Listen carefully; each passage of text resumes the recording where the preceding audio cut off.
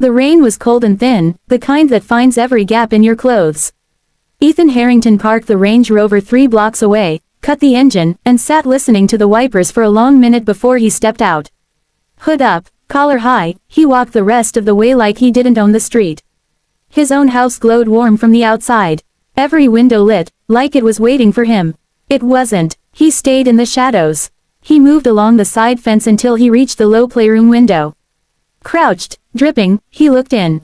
Noah, Olivia, and Leo sat in a small circle on the rug, clutching their stuffed dinosaurs, eyes too big and too old for 4-year-olds. Noah was trying to be brave, whispering something Ethan couldn't hear. Olivia's lower lip shook. Leo just stared at the door like it might open and fix everything.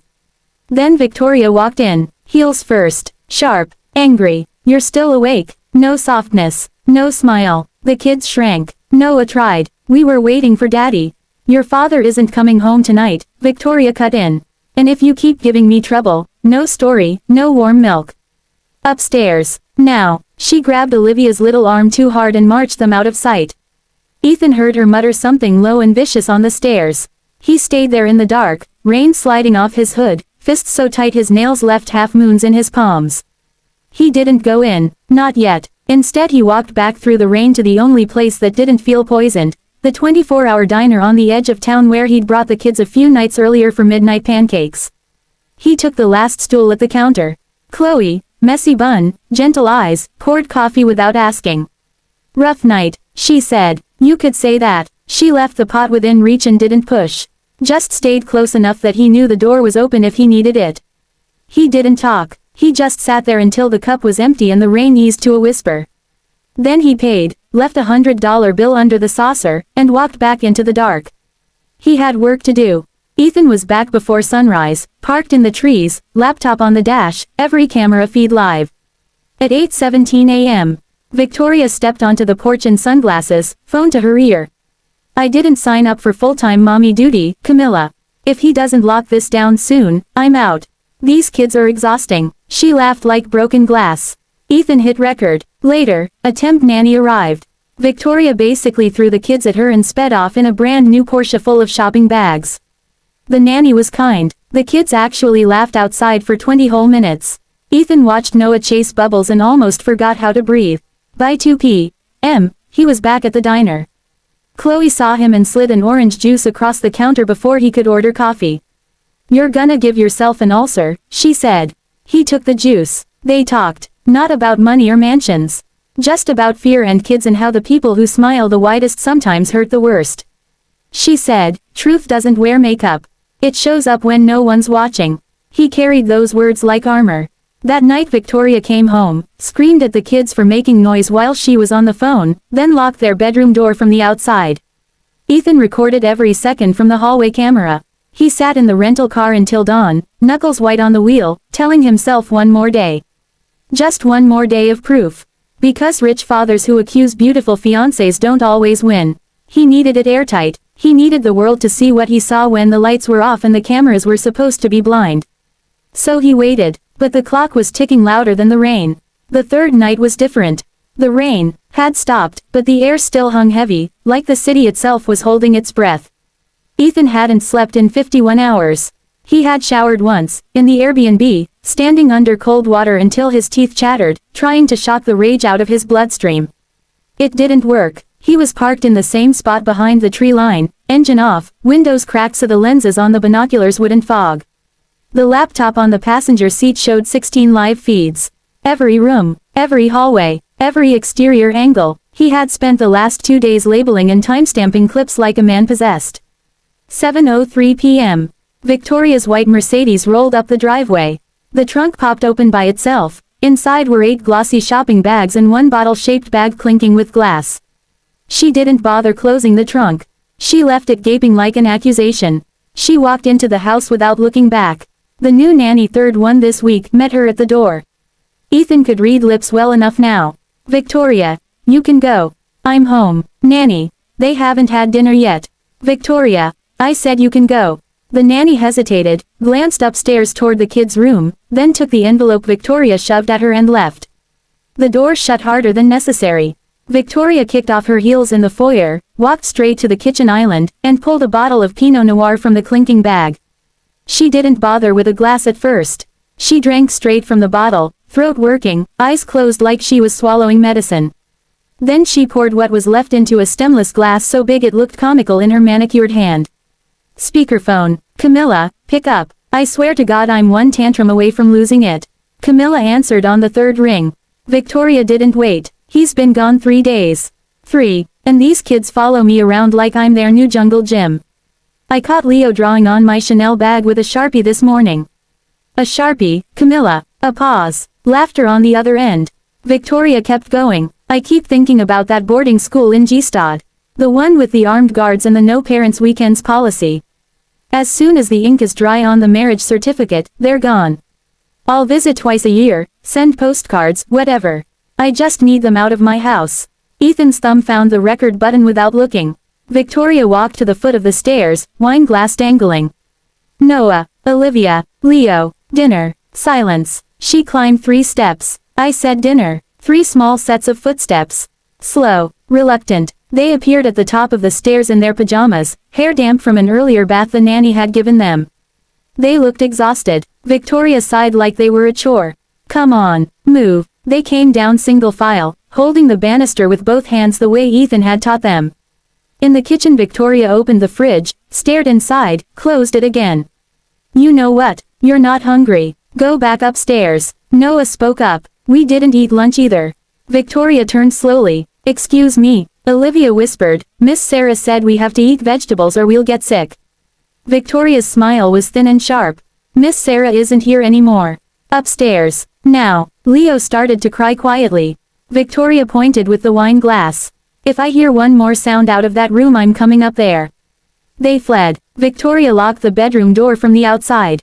The click was soft, almost polite, but Ethan heard it through the nanny cam like a gunshot. She walked away humming. She was back on the phone, pacing the living room. I'm serious, Cammy. I'm one scream away from putting them on a plane myself. Ethan can cry about it later. She took another long drink. I mean, he wanted a trophy wife, right? Not a full-time daycare. The crying started, muffled at first, then louder. 3 voices weaving together in the way only terrified siblings can. Victoria stopped pacing. She stared up at the ceiling like it had personally offended her. Then she marched upstairs. Ethan was already out of the car. He didn't run at first. He walked fast, measured, the way soldiers move when they're trying not to spook the enemy before the last second. He knew every inch of the property.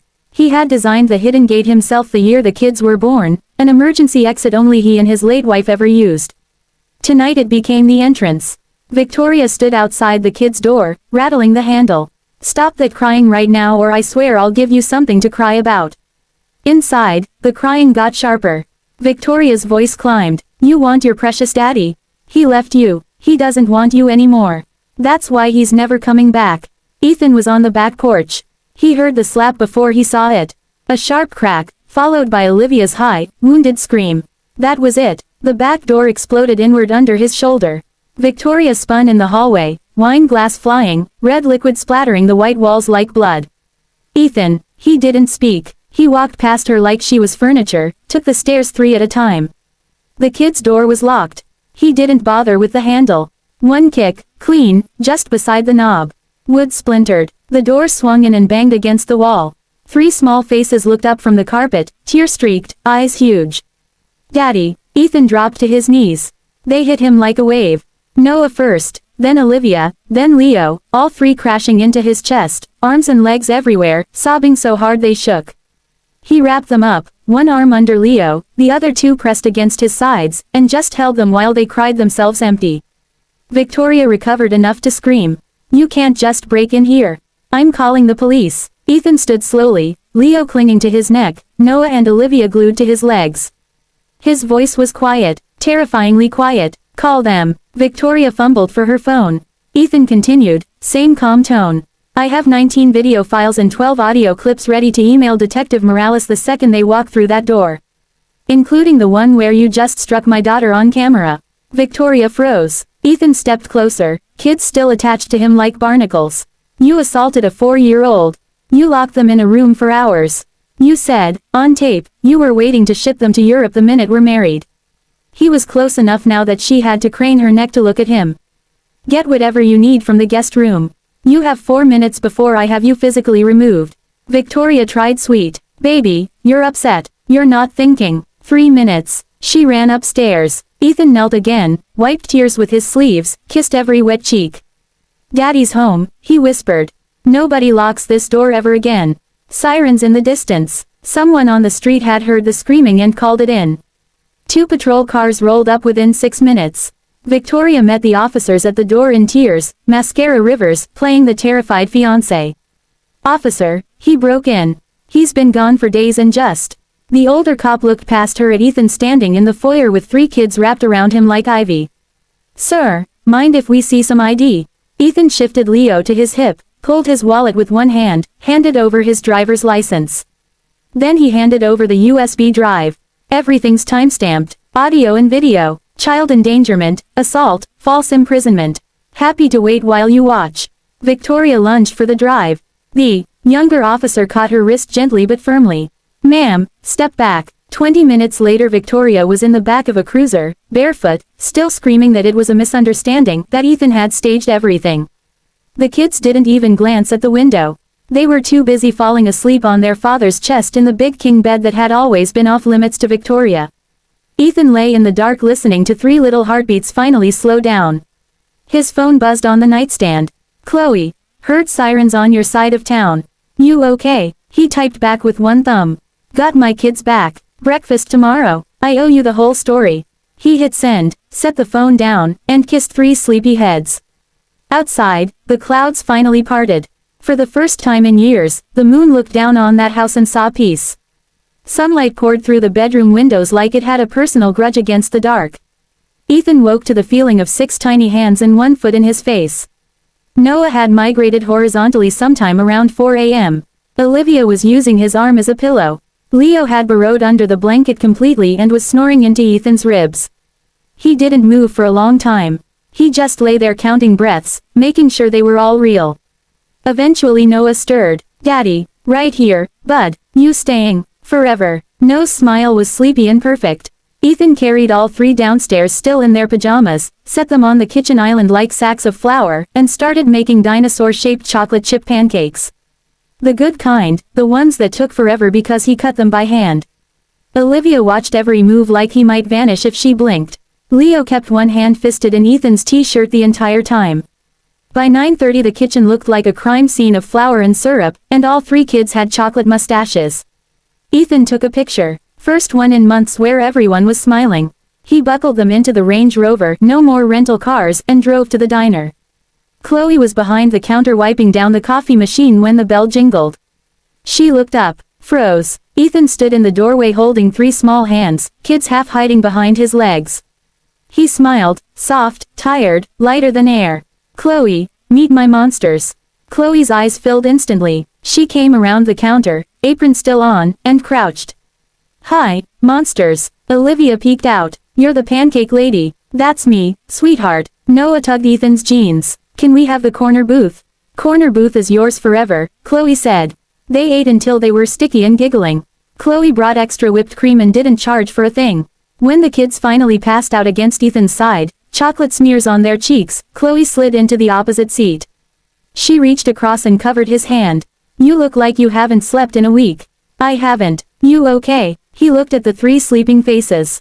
Getting there. She squeezed once. I close at 3. If a certain dad and 3 certain dinosaurs want to hit the zoo after. Ethan's grin could have powered the city. We'll be here. Chloe walked out in jeans and a t-shirt that said, World's okayest sister, hair down for the first time Ethan had ever seen. The kids went nuts when they saw the giraffes. Noah asked a million questions a minute. Olivia held Chloe's hand without being asked. Leo fell asleep on Ethan's shoulders halfway through the monkey house. By sunset they were all sun-kissed and exhausted. They sat on a bench watching the flamingos. Chloe spoke first. So, Singapore, worst business trip ever. She laughed, and leaned her head on his shoulder, just for a second. The kids didn't notice, but Ethan did. 6:42 p.m. Back home, their real home now. Ethan gave baths, read 4 stories instead of 1, and tucked them in with every light in the hallway left on. He stood in the doorway watching them sleep. His phone buzzed. Lawyer. Victoria made bail. Restraining order filed. Full custody hearing in 30 days. We've got her cold. Ethan typed back. Good. Then he deleted every camera app from his phone. He was done watching. Doorbell. Chloe stood on the porch holding a bakery box and a shy smile. I figured you'd be out of groceries. And dinosaurs deserve second dinner. Ethan stepped aside. She walked in, looked around at the toys on the floor, the flowers still on the counter, the 3 baby monitors glowing softly on the island. She smiled like she'd come home. Welcome to chaos, he said. I like chaos, she answered. They ate cupcakes on the living room rug while the kids slept upstairs. At some point her head found his shoulder again. This time it stayed. Outside, the stars came out one by one. Inside, 4 heartbeats finally beat in the same rhythm. And for the first time in a very long time, Ethan Harrington closed his eyes without fear. Thanks for watching.